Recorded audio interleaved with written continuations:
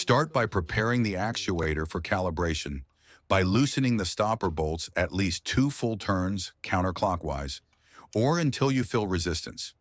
After that, you will have to take off the actuator cover by unscrewing the 4 top cover bolts.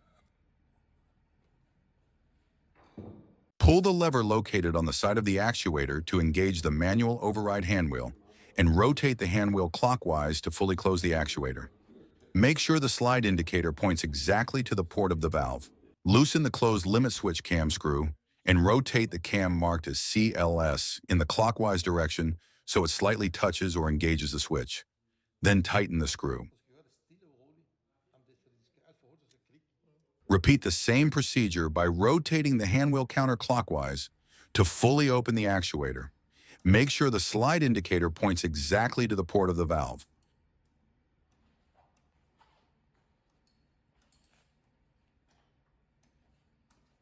Adjust the open limit switch cam marked as OLS in the counterclockwise direction so it slightly touches or engages the switch. Then tighten the screw.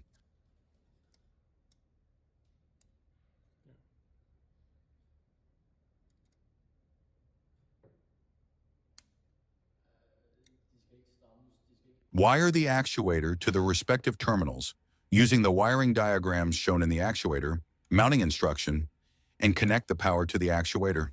Press the auto scan button, red one, with a non-conductive element to run an actuator full cycle between the limit switches. This will enable the actuator to recognize its position and set the reference for the feedback signal.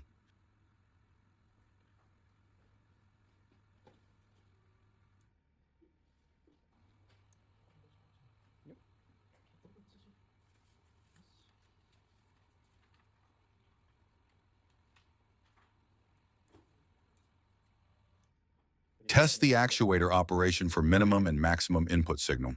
Verify if the actuator indication matches the expected valve position.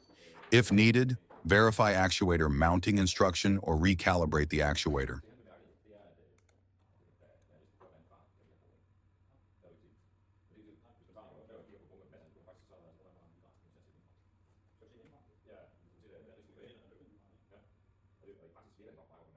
After the actuator has been tested, set the control signal to minimum so that the valve is completely closed.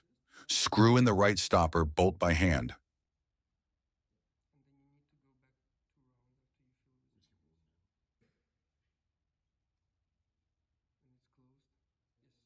Once you feel resistance, unscrew the bolt 2 full rotations and tighten the locking nut.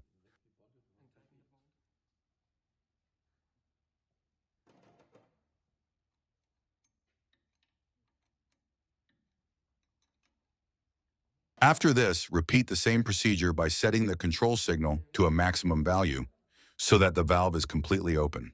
This time, the left stopper bolt will be screwed in by hand. Once you feel resistance, unscrew the bolt 2 full rotations and tighten the locking nut.